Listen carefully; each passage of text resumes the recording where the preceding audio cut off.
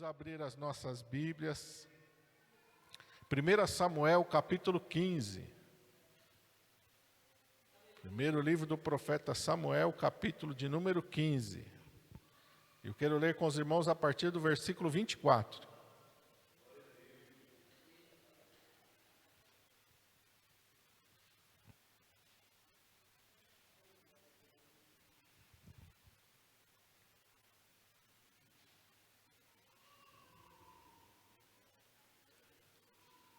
Samuel 15, 24. Amém? Está escrito assim: Então disse Saul a Samuel: Pequei, porquanto tenho traspassado o dito do Senhor e as tuas palavras, porque temi o povo e dei ouvidos à sua voz. Agora, pois, te rogo, perdoa-me o meu pecado e volta comigo, para que adore ao Senhor. Porém Samuel disse a Saul: Não tornarei contigo, porquanto rejeitaste a palavra do Senhor. Já te rejeitou o Senhor, para que não sejas rei sobre Israel.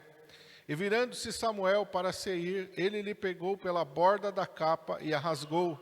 Então Samuel lhe disse: O Senhor tem rasgado de ti hoje o reino de Israel, e o tem dado ao teu próximo, melhor do que tu.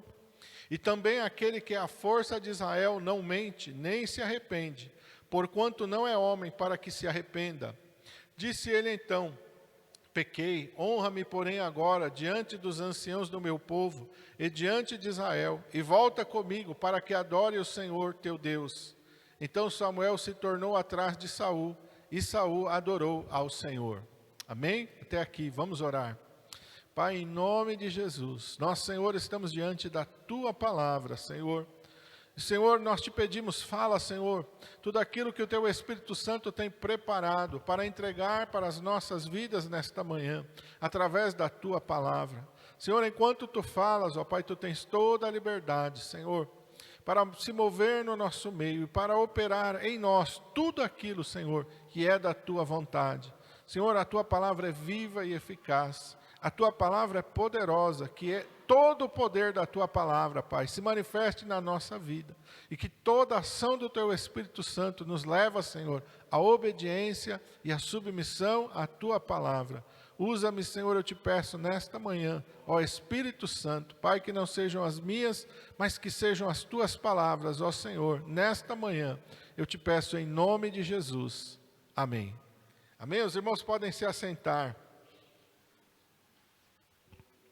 O Senhor falou comigo nesta manhã, neste texto, o Senhor me levou a este texto e ministrou ao meu coração sobre a nossa vontade e a vontade de Deus. Porque muitas vezes, irmãos, a nossa vontade tem prevalecido sobre a vontade de Deus. E quando a nossa vontade prevalece sobre a vontade de Deus, nós vamos estar saindo fora do propósito que Deus tem para as nossas vidas. A palavra de Deus vai nos dizer que Deus deu uma ordem para o rei Saul. Vai lá e vai fazer isso, vai entrar em guerra com Amaleque, você vai destruir tudo que tem naquele lugar, é maldito, é amaldiçoado. Assim como o Senhor já tinha feito quando os israelitas pelejaram com Jericó. Jericó é maldita, e os irmãos lembram que naquele episódio com Josué, Acã tinha pegado uma capa babilônica, tinha pegado algumas coisas de ouro, tinha escondido, e Deus ali se irou contra Acã. Então Saul não era alguém que não conhecia o que significava fazer a vontade de Deus. Saul sabia muito bem o que era fazer a vontade de Deus, e Saul sabia muito bem o que era transgredir a palavra do Senhor. Porém, a palavra de Deus diz que quando Saul chega naquele lugar, ele começa a olhar para o gado, ele começa a olhar para os rebanhos que tinham naquele lugar, e a palavra de Deus diz que ele foi movido pela cobiça. Assim como Acã foi movido pela cobiça, o rei Saul foi movido pela cobiça. E a Bíblia diz que eles separaram o melhor do gado, o melhor dos bois, o melhor das ovelhas, o melhor dos carneiros, separou tudo que era melhor e levou. E quando ele está voltando, Deus então manda Samuel se levantar e ir ao encontro dele. E a palavra de Deus diz que Samuel vai e ao encontro de Saul, mas a primeira palavra que Saul vai dizer para Samuel é: eu cumpri aquilo que Deus falou. Eu fiz aquilo que Deus falou. Mas, quando nós olhamos para a palavra do Senhor, verso 13, ele vai dizer assim, ó: bendito sejas tu do Senhor, executei a palavra do Senhor. Saul disse, olha, eu fiz o que Deus mandou fazer, está feito. Mas, o que estava errado? Estava errado foi que ele fez, mas ele não fez exatamente o que Deus tinha falado. Sabe quando a gente faz alguma coisa, mas a gente faz do nosso jeito? A gente pega aquilo que Deus falou e a gente fala, não, eu vou fazer, mas eu não vou fazer desse jeito, porque eu acho que eu posso fazer assim. Sabe, se eu for fazer assim, eu acho que não, acho que se eu fizer assim, também Deus vai aceitar. Esse é o problema que muitas vezes nos faz tropeçar. Porque quando Deus libera uma palavra, porque quando Deus dá uma instrução, porque quando Deus fala uma coisa, aquilo tem que ser seguido à risca. Tem que ser feito exatamente como Deus falou. Nós não podemos ser influenciados por nenhuma voz, nem a do nosso próprio coração. Porque a Bíblia diz que o nosso coração é como? Enganoso e perverso. A palavra de Deus nos diz, meus irmãos amados, que nós não devemos ser influenciados pelas pessoas. A palavra de Deus diz, maldito o homem que confia no homem. E não é para você andar desconfiando de nenhuma pessoa, não. Quando a palavra de Deus ela diz, maldito o homem que confia no homem, muitas vezes significa nós mesmos. E significa pessoas que nos querem tirar daquilo que Deus nos instruiu. Deus nos deu uma direção, Deus deu uma instrução para Saul, mas Saul vai confessar aqui no versículo 24, que ele temeu o povo e ouviu a voz do povo. Alguém chegou para Saul e disse, Saul, olha que gado bonito, olha que ovelhas bonitas, olha que vacas bonitas, olha que rebanho bonito, Saul. Não, mas Deus falou que era para destruir tudo. Não, Saul, nós vamos levar isso daqui, Saul, pensa bem, Saul. E nós vamos fazer um sacrifício para Deus com isso aqui, Saul. Nós vamos agradar. Nós pegamos uma parte disso e nós oferecemos para Deus. O resto fica com a gente. Para que nós vamos desperdiçar tudo isso? Afinal de contas, Deus não se agrada de sacrifício, então vamos levar e vamos sacrificar. Saul se deixou levar por aquilo que as pessoas disseram para ele. E às vezes, irmãos, o nosso posicionamento, ele é mudado pela influência das pessoas. Alguém, e nunca, irmãos, se pode parar e analisar, não veio gente de fora falar, foi gente do próprio povo de Israel. A gente tem que ter um discernimento, a gente tem que ter uma maturidade espiritual. Quando Deus fala com a gente, nem que alguém que seja da igreja também venha e fala, olha, mas você não precisa fazer assim, faz assim também que Deus aceita. Não, irmão, não faz. Não vai na conversa de ninguém, não se deixe influenciar pelo que os outros estão falando. Se Deus falou uma coisa para você, se Deus te deu uma direção para você, nem que alguém, nem que... A Bíblia diz assim, ó, nem que um anjo desça do céu. Nem, Paulo diz assim para a igreja, olha, se eu voltar aqui com outro evangelho, além desse, adulterando aquilo que eu mesmo já ensinei, que seja anátema, que seja maldito. E quantas vezes nós somos influenciados, irmãos, ou pelo nosso próprio coração, ou por pessoas. Deus falou, Deus foi claro, nós não temos dúvida daquilo que Deus falou, mas de repente nós começamos a contestar aquilo que Deus falou, ou por nosso coração, e o nosso coração é enganoso, ou por alguém que chega e vai falar alguma coisa que nós queremos ouvir, porque a verdade é essa. Muitas vezes a gente rejeita aquilo que Deus fala, porque aquilo que Deus fala muitas vezes para nós parece ser duro demais, parece ser pesado demais, parece, não, mas Deus está falando isso, não, parece que... E aí alguém vem e fala, não, mas você não precisa fazer assim.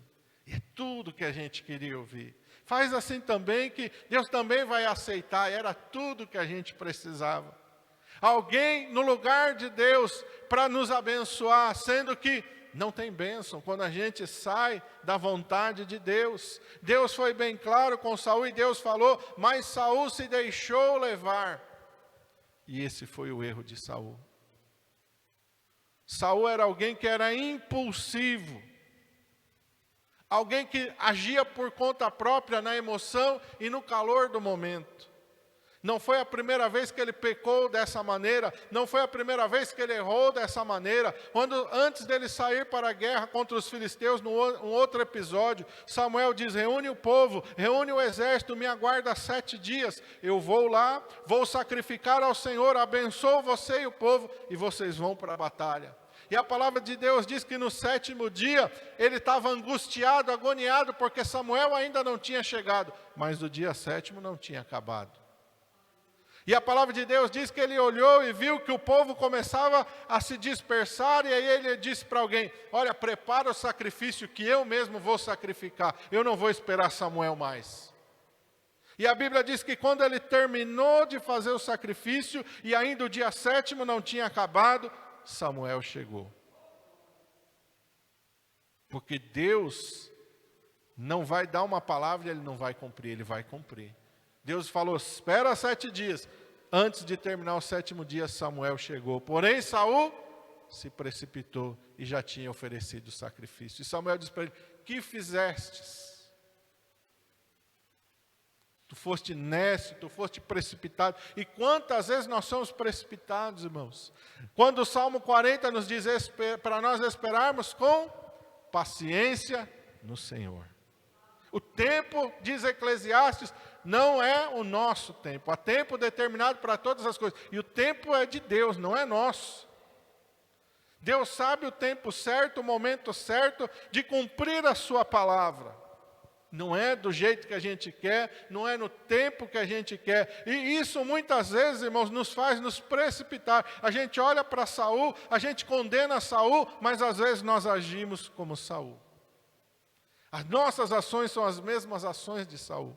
Nós nos precipitamos como Saul, nós não sabemos esperar no Senhor. Ou nós somos influenciados para não fazer aquilo que Deus falou, como Saul foi. Mas quando nós lemos a Bíblia, a gente olha e fala: nossa, Saul teve tanta oportunidade e não custava ele ser obediente a Deus, mas às vezes nós estamos agindo como Saul. Sem perceber. Entre aspas. Porque lá no fundo a gente sabe quando a gente está desobedecendo a Deus. Porque o Espírito Santo testifica quando a gente está errando. Mas muitas vezes a nossa emoção, a nossa precipitação, ou a justificativa do nosso coração, falam mais alto do que a voz do Espírito Santo. Porque o Espírito Santo ele não vai contender com a gente. Ele é um Espírito manso. E muitas vezes o nosso coração diz: não tem problema, é assim mesmo, olha, não, pode ir. E nós escutamos a voz do nosso coração e não escutamos a voz de Deus. Saul não se arrependeu de fato, ele teve um remorso, porque ele estava preocupado, não com o perdão de Deus, ele estava preocupado com o que as pessoas iriam dizer dele. Aqui no versículo 25 ele diz para Samuel: te rogo, perdoa-me o meu pecado. Por que ele não pediu perdão a Deus? Por que ele está pedindo perdão para Samuel? Nós vamos entender por quê. Volta comigo para que eu adore ao Senhor. Aqui está a razão dele pedir perdão para Samuel e não para Deus. Porque ele não estava arrependido de ter pecado. Ele estava arrependido, vamos dizer assim, ele estava com remorso. Mas o que as pessoas vão dizer se Samuel não for junto comigo? O que os generais, os anciãos vão dizer? Olha, Samuel não está com Saul, quer dizer, o que aconteceu? Saul agora perdeu o reino, porque Samuel não está lá para apoiar ele. E olha mais para frente aqui. Verso 30, disse ele então: pequei, honra-me, porém, agora diante dos anciãos do meu povo e diante de Israel, e volta comigo para que adore o Senhor teu Deus. Ele está preocupado com a honra dele. Ele não está preocupado, não é um arrependimento de eu pequei, transgredi. Diferente de Davi, quando a gente vai olhar no Salmo 51, que Davi diz: eu pequei contra ti, Senhor, transgredi, fiz o que é mal. Davi reconhece, Saul está preocupado, o que vão dizer de mim se Samuel não estiver junto comigo? Samuel, você tem que ir comigo, Samuel, eu faço qualquer coisa para você ir comigo. Ele está nesse desespero, eu falo qualquer coisa, Samuel, mas você tem que ir comigo. Ele não está arrependido. E quantas vezes, irmãos, a gente também não se arrepende de muitas coisas que a gente faz errado. A gente fica preocupado com a consequência, não com o ato em si. Isso não é arrependimento. Arrependimento é quando nós nos sentimos culpados por aquilo que nós fazemos de errado, e nós nos humilhamos perante Deus. Perante Deus nós temos que nos humilhar. E se eu pequei contra o meu irmão, eu tenho que me humilhar perante o meu irmão, pedir perdão. Olha, irmão, eu pequei, me perdoa. Eu transgredi contra você, me perdoa. Isso não é nenhuma vergonha. Vergonha é a gente querer criar uma cena para encobrir o nosso erro, o nosso pecado. Porque a palavra de Deus diz que não há nada oculto que não venha a ser revelado. Pode ser que ninguém aqui descubra, mas não passa desapercebido diante dos olhos de Deus. Tudo que a gente faz, Deus está olhando, Deus está vendo. E se a gente conseguiu maquiar uma situação, esconder alguma coisa, jogar para debaixo do pano, diante de Deus isso não funciona. Pode funcionar diante dos homens. Diante dos homens eu posso estar honrado, como Saul foi honrado. Samuel está junto comigo, eu estou honrado. Sem o Espírito Santo, sem a presença de Deus. Porque a partir deste dia, nunca mais Samuel vai andar com Saul. É o último dia em que Samuel e Saul vão andar juntos. É o último dia em que Saul vai ouvir a voz de Deus através da boca do profeta Samuel. Depois lá na frente, quando ele vai estar lá na ânsia, na angústia da sua última batalha contra os filisteus, não tem um profeta para falar para ele a voz de Deus, porque Deus já não quer mais falar com Saul. Ele tem que ir consultar uma médium, ele tem que consultar lá alguém que consulte os mortos para ele ouvir a voz de um demônio, mas ele não ouve mais a voz de Deus. Amém? Então nós precisamos entender, e nós precisamos errar, nós vamos errar. Pecar, nós vamos pecar, irmãos, mas nós temos que nos arrepender do nosso pecado. A gente não precisa ficar preocupado, o que vão dizer de mim, o que vão falar. A gente tem que ficar preocupado, como que está a minha vida perante Deus. Essa que tem que ser a nossa preocupação. No Salmo 51, Davi diz, não me lances fora da tua presença e não retires de mim o teu Espírito Santo. A preocupação de Davi era diferente. Davi não está preocupado, olha, me honra diante do meu povo, olha, profeta Natã, vamos comigo nos apresentar diante do povo, e lá diante do povo você me honra para o povo. Não. A preocupação de Davi é, não me lances fora da tua presença e não retires de mim o teu Espírito Santo. Torna a dar-me a alegria da tua salvação. Tu és justo quando tu falas, tu és correto quando me julgas, Senhor, porque eu pequei. Essa tem que ser a nossa atitude. Por isso a Bíblia vai dizer que Davi era um homem segundo o coração de Deus. Terceira lição que o Senhor ministrou ao meu coração: Deus não abençoa pecado. Deus não abençoa pecado. Pastor, o que o senhor quer dizer? Olha o que Saul vai dizer aí. Verso 26. Porém Samuel disse a Saul, não tornarei contigo, porquanto rejeitaste a palavra do Senhor. Já te rejeitou o Senhor, para que não sejas rei de Israel. Bem claro. Eu não vou contigo, porque eu não vou fazer nenhum papel para te honrar. O Senhor te rejeitou, o reino já não pertence mais a você. Mas virando-se Samuel para sair, Saul lhe pegou pela borda da capa e a rasgou. Então Samuel lhe disse, o Senhor tem rasgado de ti hoje o reino de Israel, e tem dado ao teu próximo melhor do que tu. E também aquele que é a força de Israel não mente nem se arrepende, porquanto não é homem para que se arrependa. Por que o Senhor colocou que Deus não abençoa pecado? Irmãos, porque o que tem de gente vivendo uma vida errada hoje, mas que quer a bênção de Deus sobre a sua vida. A pessoa está num relacionamento de adultério, mas quer que Deus abençoe. A pessoa está num relacionamento que Deus não aceita e não permite entre pessoas do mesmo sexo, mas ela quer a bênção de Deus. Ela quer que um pastor ore, ela quer que alguém estenda as mãos sobre ela e abençoe a vida dela. A pessoa às vezes está numa vida de prostituição, numa vida toda errada, numa vida de mentira, numa vida de engano, mas ele quer que alguém ore por ele quer ser abençoado. A pessoa muitas vezes está lá fazendo aquilo, tudo que é errado, mas ela quer que Deus abençoe ela. Deus não abençoa pecado, Deus não abençoa nenhum erro. Deus não abençoa, irmão. Quantas pessoas hoje estão, elas não querem se arrepender, elas não querem deixar o seu pecado, mas elas querem a bênção de Deus sobre a vida dela. E hoje tem até igreja para isso. Você pode permanecer no seu pecado, você pode permanecer na sua transgressão, mas tem uma igreja, tem um pastor para te abençoar, mas não a bênção de Deus. Você pode ter até alguém com o título de um pastor, de um padre, o título de alguém como sacerdote, mas Deus não abençoa o pecado. Mas Deus não abençoa aquilo que é errado. Deus não compactua com nenhum erro. Saul insistiu, a Bíblia diz aqui que ele agarrou no manto de Samuel e rasgou. Olha a força que ele fez. A força que Samuel fez para ir embora e a força que ele fez para segurar Samuel. Rasgou o manto. Mas isso também não abençoou a vida dele. Pelo contrário, o Senhor rasgou de ti o reino. Porque você não se arrependeu, porque você não quer mudar de vida, porque você não quer deixar o pecado, porque você não quer viver uma nova vida em Cristo, porque você quer continuar no erro, o Senhor vai rasgar, o Senhor vai tirar. E olha o que diz em Mateus capítulo 25, vamos lá para Mateus 25, depois a gente volta para cá, na parábola dos talentos, Mateus 25 a partir do versículo 24.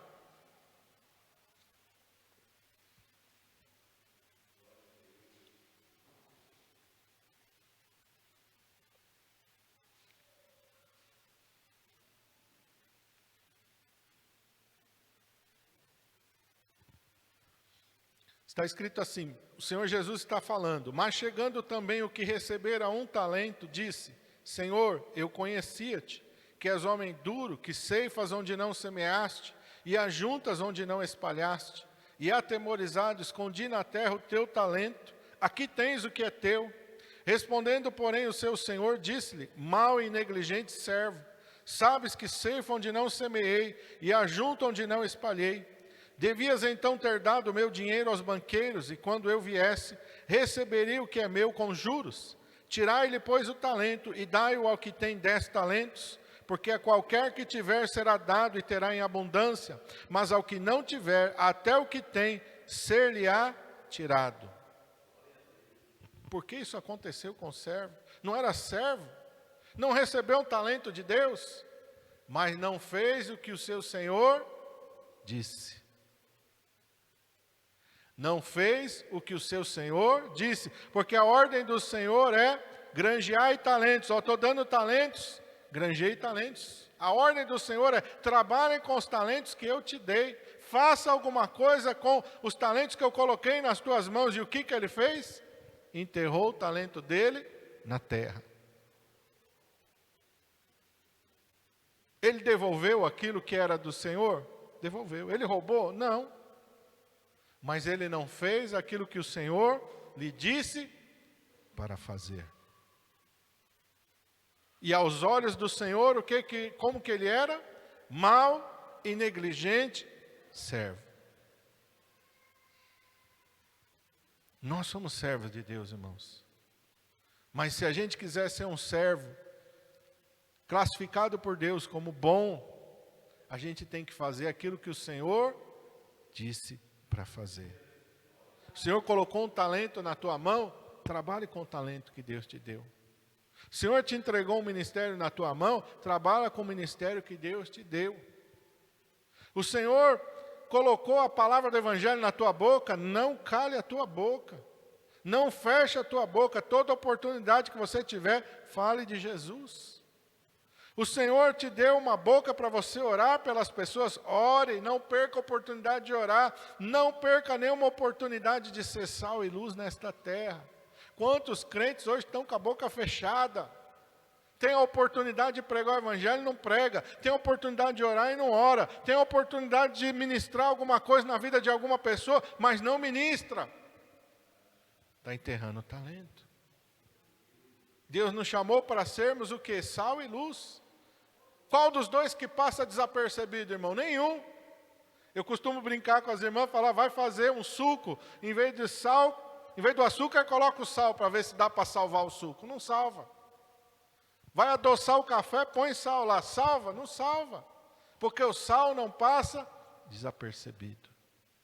A luz também, irmão, nós estamos aqui no ambiente, e aqui nós estamos num ambiente iluminado, está de dia e tudo, mas eu morei numa chácara, bem longe da cidade, em que, irmão, quando era noite assim, de lua cheia, não tinha iluminação em rua, não tinha nada.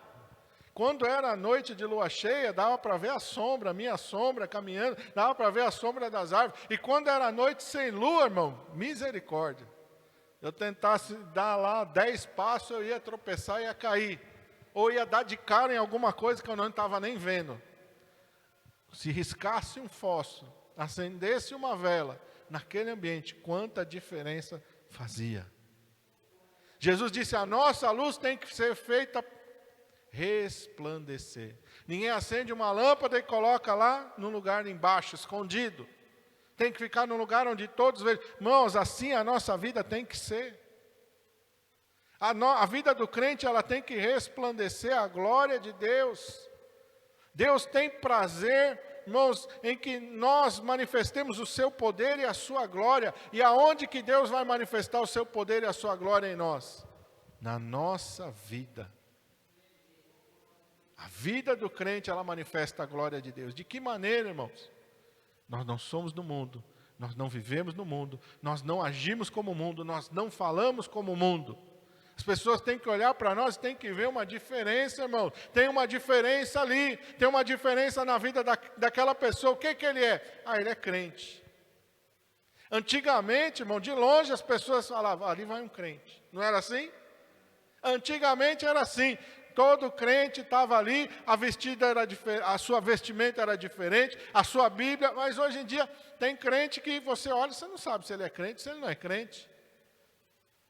E tem uns que você fala assim, não, esse aí não é crente não. Ah, eu sou crente. Você fala, meu Deus, misericórdia.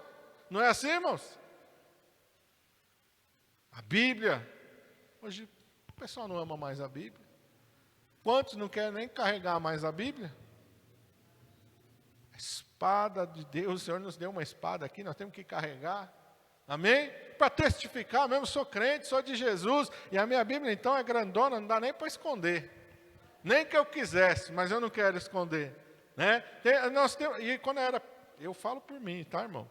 Que quando eu era jovem na igreja, a minha Bíblia parecia uma carteira, era desse tamanho, porque eu tinha vergonha de sair com ela. Então eu punha no bolso, parecia uma carteira. Mas o Senhor me libertou disso. Hoje eu não tenho vergonha mais de falar que eu sou crente, de que eu sou servo de Deus, de que eu sou pastor, porque tem que brilhar, tem que resplandecer. Aquilo que Deus entregou na tua mão, irmãos, tem que resplandecer. Deus abençoa a obediência, Deus não tem nada a ver com a desobediência. Voltando aqui para 1 Samuel capítulo 15, olha o que o Senhor diz no versículo 22, através de Samuel para Saul. Porém Samuel disse, tem porventura o Senhor tanto prazer em holocaustos e sacrifícios, como em que se obedeça a palavra do Senhor? Eis que obedecer é melhor do que o sacrificar, e o atender é melhor do que a gordura de carneiros. Deus quer ver obediência em nós. Se não tiver obediência em nós, irmão, não adianta nada. Não adianta enfeitar, não adianta falar bonito, não adianta, irmão, a gente querer fazer, não, eu vou fazer isso para Deus, eu vou fazer aquilo para Deus, eu vou fazer aquilo outro para Deus. Você pode sair fazendo o que você quiser.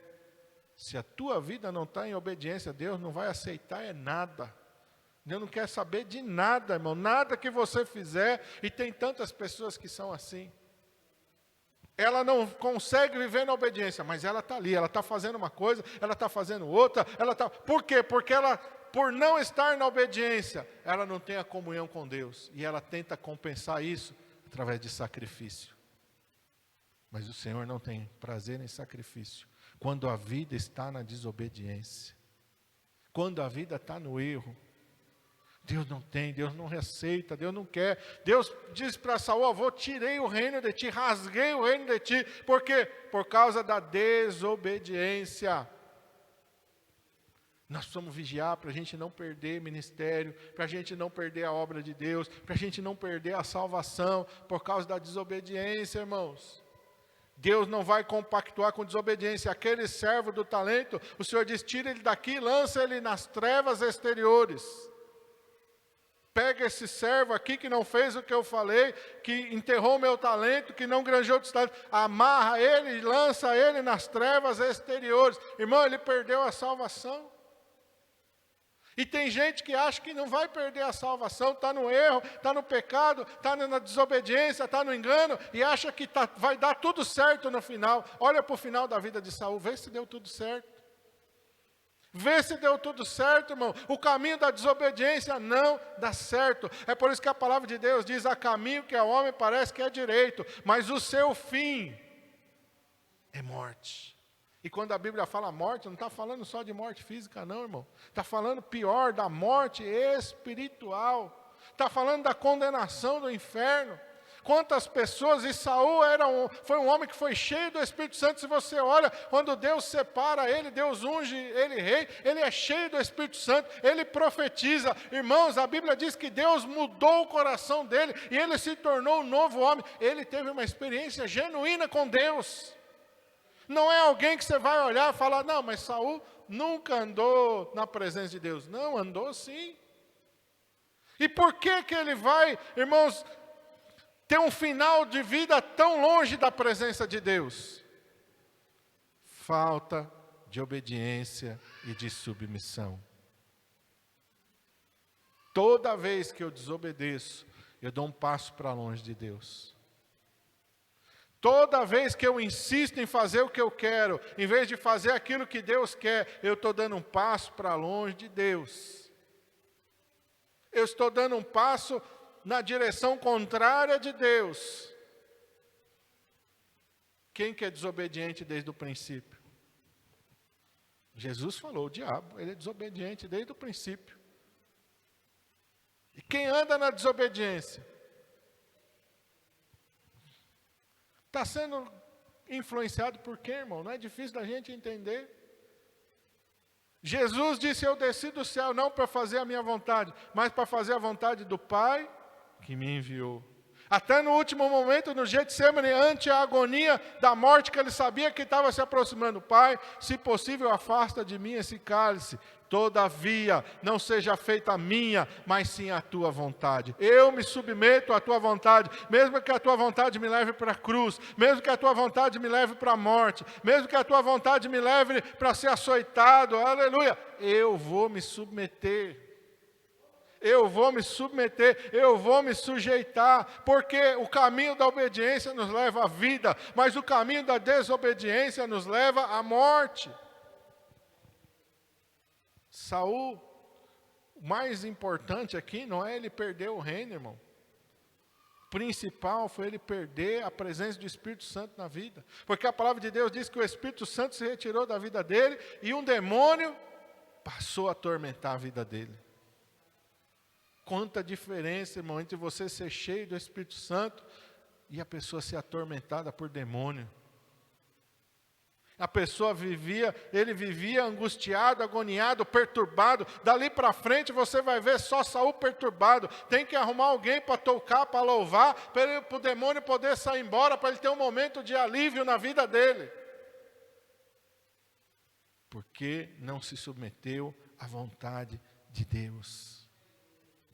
Um homem escolhido por Deus, um homem cheio do Espírito Santo de Deus, um homem que Deus entregou um ministério na mão dele, e Deus entregou uma missão na mão dele, e ele jogou tudo para fora, jogou tudo para o lado, porque ele não quis fazer aquilo que Deus queria que ele fizesse. Eu quero que você se coloque de pé.